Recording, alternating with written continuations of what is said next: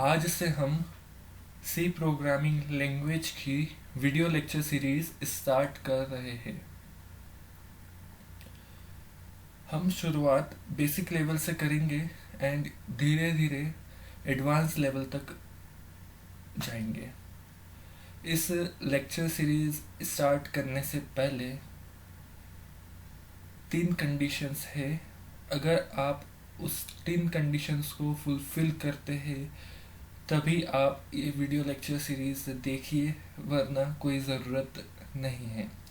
पहली कंडीशन ये है कि आपको नोट्स प्रॉपर बनाने सर। जैसा जैसा हम कह रहे हैं आपको वैसे वैसे नोट्स बनाने हैं। अगर आप नोट्स ही नहीं बनाएंगे तो आप फ्यूचर में प्लेसमेंट के एक दिन पहले वीडियो लेक्चर सीरीज तो सब नहीं देख सकते ना सर। इसलिए सर आपको नोट्स प्रॉपर बनाना है। सेकंड पॉइंट सर, आपको अपने काम के प्रति, अपनी पढ़ाई के प्रति ईमानदार रहना है। थर्ड पॉइंट है सर, आपको विद्या का विनय करना है सर, अविनय नहीं करना है सर। आप विद्या के विनय करेंगे सर तो विद्या आपको कैसे सक्सेस देगी सर। विद्या का सम्मान करें सर। ओके सर, अगर आप ये 3 चीज़ें फुलफिल करते हैं तभी आप ये लेक्चर्स देखिएगा। तो स्टार्ट करते हैं। हाँ, अच्छा ठीक है। अगर हम इसे रन करें, इस प्रोग्राम को हमने कुछ भी नहीं लिखा अभी, बट हम इसे रन करें तो क्या आउटपुट आएगा।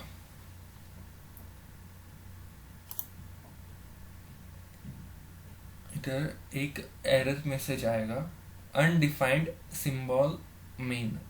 रन नहीं होने वाला error, undefined symbol main. Undefined symbol main का मतलब है कि सर आपको प्रोग्राम में कुछ मेन नाम का फंक्शन लिखना पड़ेगा। मेन नाम के फंक्शन को आपको लिखना पड़ेगा सर। अब मेन एक फंक्शन है, फंक्शन को कैसे पहचानते हैं, ये पैरेंथेसिस दिख रहा है उसको, उससे हम फंक्शन को पहचानते हैं। ओके, मेन के आगे मतलब मेन के आगे पैरेंथेसिस लगा है, हाँ ये फंक्शन है। ये ब्रैकेट ये बताता है कि हाँ इधर से हमारी बॉडी स्टार्ट हुई है एंड यहाँ पे एंड हुई है। जैसे आपका घर है, आपके घर का कुछ ना कुछ तो स्टार्टिंग पॉइंट होगा एंड कुछ ना कुछ तो एंडिंग पॉइंट होगा और बीच में घर की बॉडी होगी। वैसे ही ये मेन का स्टार्टिंग पॉइंट है, ये मेन का क्लोजिंग पॉइंट है। वॉइड हम आगे बिल्कुल समझेंगे, बट आप अभी इतना ही समझे कि वॉइड मतलब ये कुछ भी रिटर्न नहीं करने वाला है। ओके, मेन जो है वो प्री डिक्लेयर्ड फंक्शन है। ओके, ये भी हमने पढ़ लिया।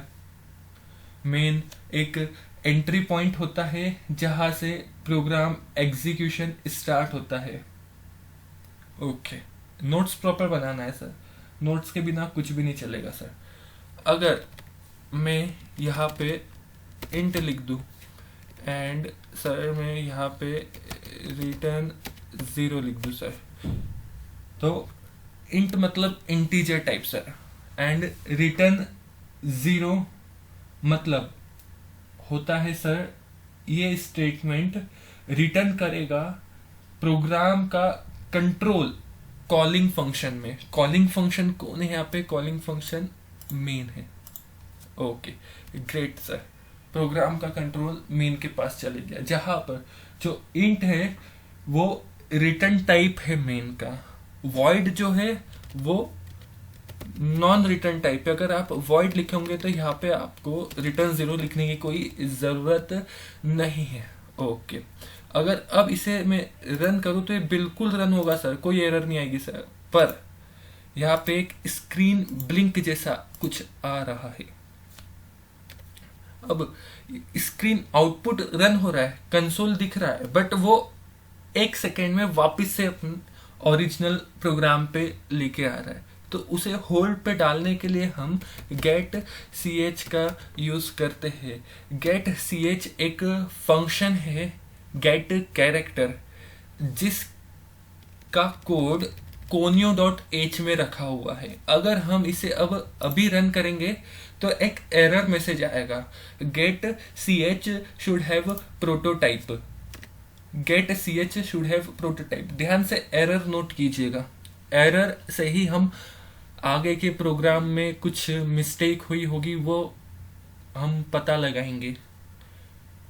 अगर समझिए ना, अगर 1,00,000 लाइन का कोड है, आप शुरुआत से कोड को पढ़ेंगे समझेंगे तो कितना टाइम लगेगा सर, कितना टाइम वेस्ट होगा। बट एरर मैसेज को पढ़ के अगर आप कोड को देखेंगे तो ऑब्वियसली वो आसानी से करेक्ट हो जाएगा। ओके, मैंने कहा था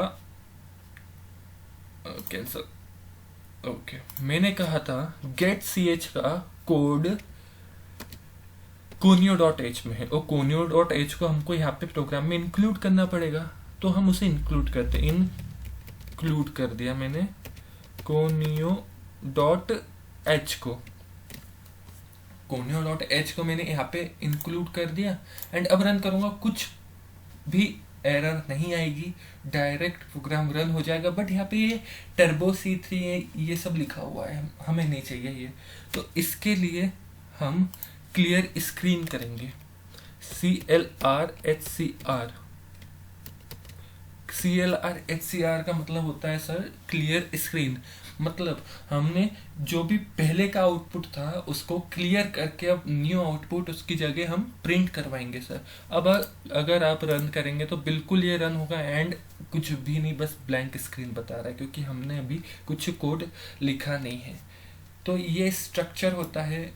अब हमें अगर नाम हमारा प्रिंट करवाना है, जैसे कि हमारा नाम है जिनेश, हमें ये नाम प्रिंट करवाना है, तो इस नाम को प्रिंट करवाने के लिए हम प्रिंट एफ फंक्शन का यूज करेंगे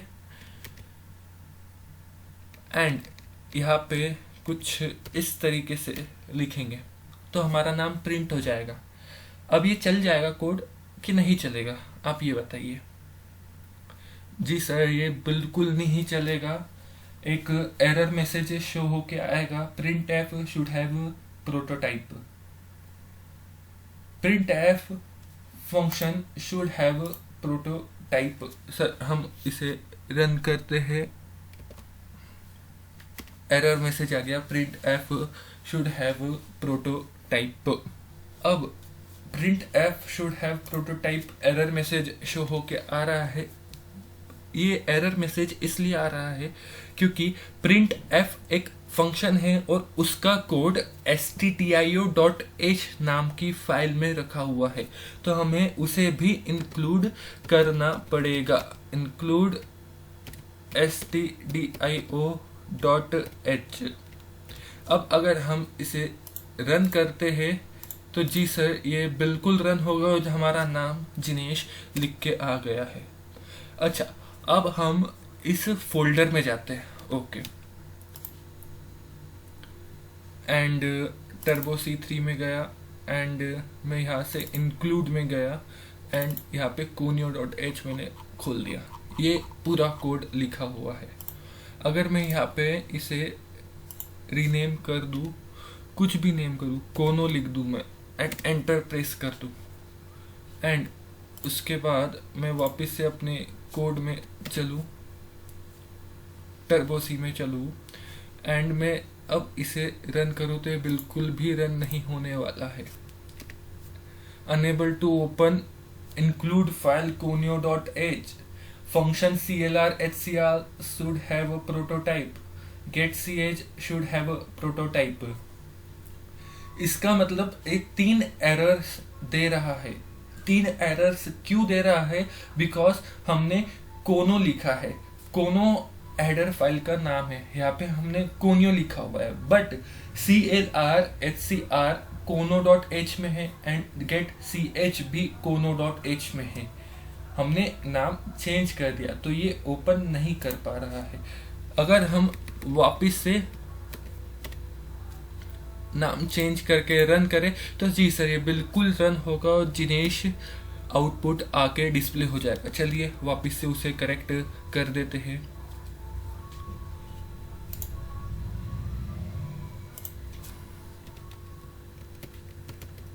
कोनियो